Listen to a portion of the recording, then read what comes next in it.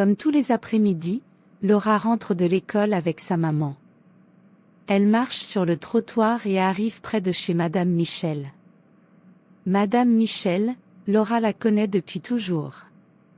Elle est souvent à sa fenêtre à regarder passer les gens dans la rue. Elle est âgée, elle connaît le prénom de tous les enfants de l'école et a toujours un mot gentil à leur dire. Derrière la maison de Madame Michel, dans son petit jardin, on peut voir une grande volière. Avant, Madame Michel avait plein d'oiseaux dedans. Mais depuis quelque temps, elle n'a plus qu'un seul oiseau. Un énorme oiseau. Un paon, qui lui a été offert il y a bien longtemps et qui reste maintenant tout seul dans cette cage bien trop petite pour lui. Il s'appelle Léon. Laura adore aller voir Léon. Il est presque aussi grand qu'elle. Elle lui donne les graines de tournesol et de courge qui sont collées sur le pain de son goûter. Elle ne lui donne jamais le pain tout entier, elle sait que ça pourrait lui donner mal au ventre. Elle aimerait tant un jour le voir déployer les longues plumes de sa queue pour faire la roue, comme elle a vu dans son livre. Et, pourquoi pas même, l'entendre chanter. Mais Léon le paon est bien trop seul, et bien trop triste pour avoir envie de faire le beau. Au début, Laura ne s'en rendait pas compte, mais au fur et à mesure que le temps est passé, qu'elle a grandi, elle a compris. C'est que, Laura adore les animaux. Elle est observatrice, et elle a une très grande empathie. Elle s'inquiète de leurs émotions. À l'école, quand Tiphaine raconte comme elle a fait peur à son chat en lui criant dans les oreilles, Laura lui dit « Tu ne devrais pas faire ça, il a dû avoir très peur, et mal aux oreilles. Maintenant, il a peut-être la migraine, et si ça se trouve, il ne voudra plus que tu t'approches de lui. » Quand Marc voit une petite araignée et se met à crier, Laura dit « Arrête de crier comme ça, Marc. Tu vois bien que tu lui fais peur. » Elle court dans tous les sens, elle ne sait plus où se cacher. Alors Laura prend la petite araignée et va la mettre dans un endroit où personne ne pourra l'effrayer ni l'écraser. Les autres enfants ne comprennent pas toujours pourquoi Laura défend les animaux, mais Laura, elle sait qu'ils ont besoin de sa protection. Si vous étiez à leur place, vous auriez envie que quelqu'un de plus grand prenne soin de vous.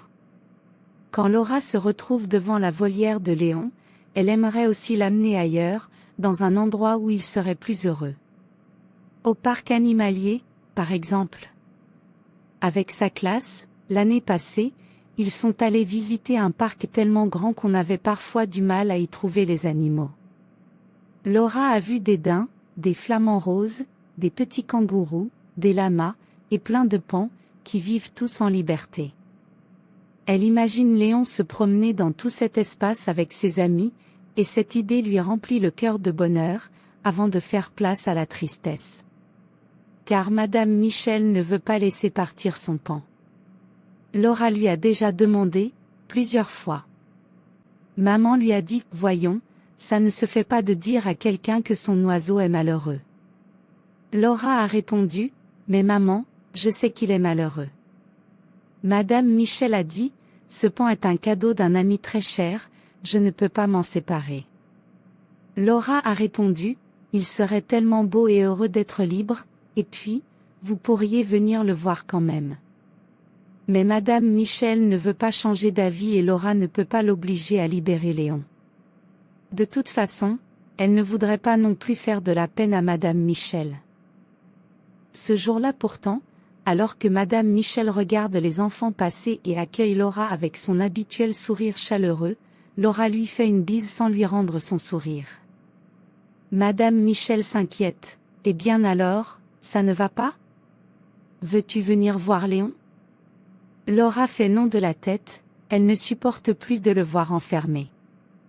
Alors, elle répond, non merci, je ne veux plus le voir enfermé dans votre volière.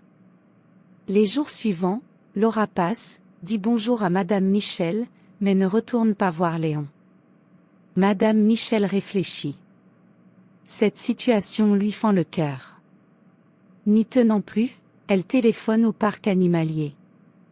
Le lendemain, Madame Michel attend Laura et sa maman devant chez elle, sauf qu'elle est accompagnée d'une jeune femme et d'une petite camionnette blanche. Laura s'approche et découvre à l'arrière de la voiture, Léon, enfermé dans une cage. Elle s'inquiète. Qu'allez-vous faire de Léon? Madame Michel lui explique alors. Tu as raison depuis toujours ma petite. Il est triste ici. Il est seul. Je ne l'entends jamais chanter. Ses plumes sont ternes. Je vais suivre ton conseil et lui rendre sa liberté. Mais je voulais que tu sois là pour m'accompagner. Laura n'en croit pas ses oreilles. La maman de Laura est partie chercher la voiture, et avec Laura et Madame Michel, elles ont accompagné la camionnette qui a transporté Léon jusqu'au parc animalier. Il a été installé dans une grande volière pour quelques jours. Les gens du parc doivent d'abord le surveiller et vérifier qu'il est en bonne santé, avant de le laisser vivre avec les autres animaux. 2 semaines plus tard, le grand jour est arrivé enfin, Léon a fait sa première sortie. Laura et ses parents se rendent au parc animalier, avec Madame Michel. Ils reconnaissent facilement Léon, mais quel changement! Il a retrouvé l'œil vif, il marche avec nonchalance au milieu des autres paons. Il a l'air si bien. Il est moins sauvage que les autres paons et se laisse approcher un peu. Comme pour saluer Laura, il fait soudain la roue devant elle et lance un incroyable « Léon ». Tout le monde éclate de rire. Laura est tellement heureuse, son cœur se gonfle si fort qu'elle en a presque mal à la poitrine. Et Madame Michel en a les larmes aux yeux. Elle serre Laura dans ses bras en la remerciant. « Grâce à toi, mon Léon est redevenu libre et heureux. Merci ma petite Laura. »